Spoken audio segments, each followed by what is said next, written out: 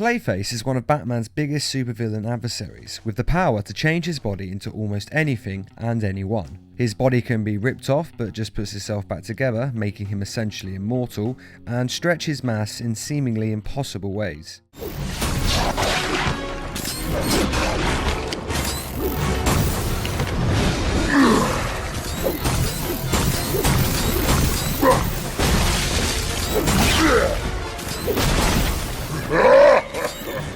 Now, over the years there have been many different versions of Clayface, and this origin is based primarily on the Young Justice TV series and the Young Justice comic book tie-in series. In this version of Clayface, his real name is Matthew Hagen. Matthew is a shadow, a member of Ra's al Ghul's League of Shadows, and apparently not a very good one. However, Ra's al Ghul's daughter, Talia al Ghul, has begun a relationship with him and fallen in love with him.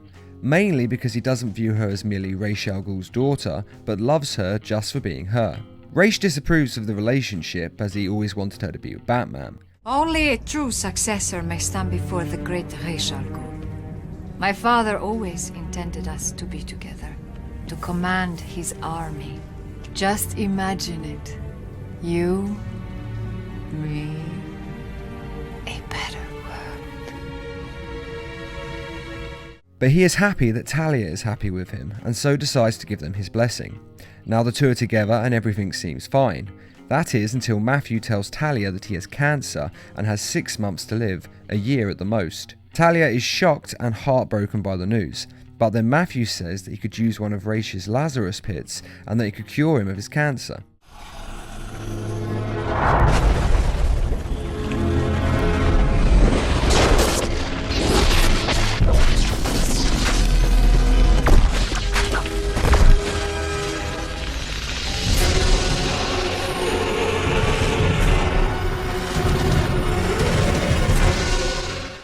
Talia reminds him that no one but Ra's al Ghul is allowed to use them, but he reminds her that she is Talia al Ghul and she can do whatever she wants and no one will stop her. At this point, Talia realises that Matthew isn't in love with her, but is just using her so that he can gain access to a Lazarus pit and get his cancer cured. She doesn't like this and decides to get her revenge. She pretends to go along with his plan to use the Lazarus pit and takes him to it. Then, once he is in and fully submerged in the pit, she closes the lid and locks him in. She then leaves him there to die and forgets about him. Months later, after Ra's al Ghul has died in battle with Batman, and Talia uses the pit to resurrect him, a strange creature emerges from the pit. This creature is Clayface. The Lazarus pit has mutated Matthew Hagen into a monster, with his body being reduced to clay. Ra's al Ghul commands him to stop his destruction, which he started when he came out of the pit, and Matthew's League of Assassins conditioning forces him to obey Ra's al Ghul. Clayface is then posted to Batman and sets about wreaking destruction. And that is when he appears in the TV series fighting the team.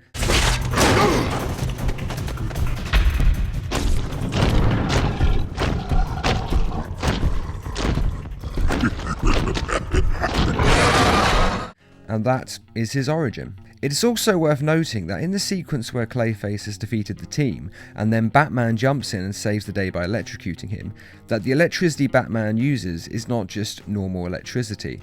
The reason the team is actually fighting him in the first place is to keep Clayface busy while Batman works out what frequency to use on his tasers to disrupt the morphic field that holds Clayface's body together.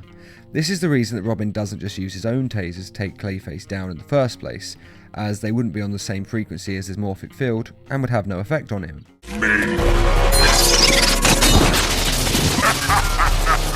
That don't work anymore! It has to be a certain frequency to take him down.